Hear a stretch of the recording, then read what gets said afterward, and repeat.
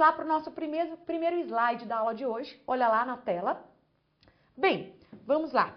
Introdução. O Estado é formado aí por 3 elementos, quais sejam povo, território e soberania. Todo Estado, né, tem o povo que pertence, um local, e a soberania, que nós podemos falar, volte aqui para mim, em soberania interna, que é a capacidade aí que o país tem de se autorregulamentar, de criar as suas próprias regras, as suas próprias leis, tá? E a soberania externa, que é esse poder que cada país tem, que cada estado tem, né, de não intervenção. Então, não pode um país ou outro país intervir nas decisões aqui internas.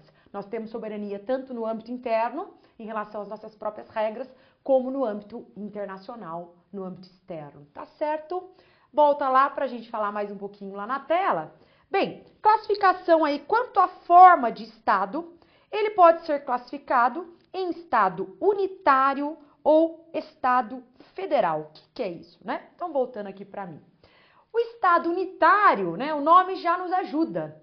Unitário, único, né? Único, detentor de poder, né? O poder está nas mãos de um único governante ou de um grupo específico, né? Então, Estado unitário, a marca do Estado unitário é essa concentração de poder na mão de um único governante. Não é o nosso caso, né? Nós estamos aí no Estado, ao contrário do unitário, que é o Estado federal, né? Que a marca é justamente a divisão de atribuições, a divisão de funções, a divisão de poderes. Entre quem? Entre os entes federativos, quais sejam União, Estados-membros, Distrito Federal e municípios, tá? Não existem né? Atualmente não existem os territórios federais, mas eles podem ser criados, tá? Serem criados. E se esses territórios forem criados, eles não serão aí um novo ente federativo. Eles vão integrar, eles vão pertencer à União. Então, só temos esses entes mesmo, tá? União, Estados-membros, Distrito Federal e municípios. Lá na tela, para a gente sedimentar isso. Então, o Estado unitário, nós falamos as capacidades, aquele em que as capacidades legislativa, política e administrativa se concentram nas mãos de um único governo. Exemplo, Cuba, França, né? São também conhecidos como Estados simples. Já o Estado federal, aquele em que há repartição de competências. E as capacidades legislativa, política e administrativa, elas estão divididas em vários centros. É denominado pela doutrina de Estado composto. E os exemplos aí, nós vamos falar no Brasil, na Alemanha e nos Estados Unidos, tá certo? Quais são, portanto, as principais características de um Estado federal?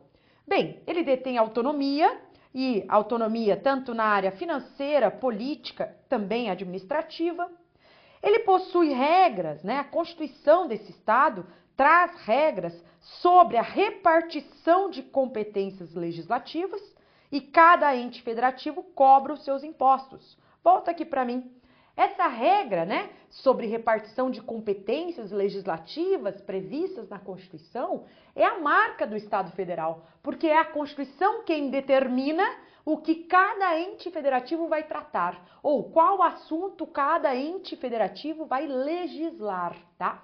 Às vezes, né, uma lei ela é muito boa na parte do seu conteúdo, a matéria, etc., mas quem criou essa lei foi um Estado, né? Um Estado membro. E a competência para legislar sobre tal assunto não é do Estado membro, e sim da União.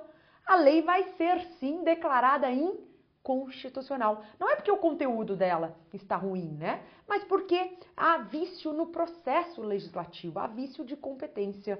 Portanto, isso fere, né, o federalismo, fere a ideia de Estado federal, fere, portanto, a Constituição Federal, e a norma terá, sim, de ser declarada inconstitucional. Voltando para a tela, outra característica do Estado Federal é que ele possui um órgão que tem por finalidade o controle da aplicação da Constituição, e esse órgão é o Supremo Tribunal Federal. Também o Estado Federal ele é marcado porque ele possui aí um mecanismo que visa proteger o federalismo, que é a intervenção federal. Volte para mim. A regra é a não intervenção. A regra é que os entes federativos, eles são autônomos e independentes, né? E um não pode intervir no outro. Mas, excepcionalmente, a União pode intervir nos estados e os estados nos municípios, tá? Então, essa ideia de proteção do federalismo, ela é cabível até mesmo por meio de uma intervenção, por meio de uma supressão dessa autonomia, né? No momento em que algumas regras não estiverem sendo cumpridas.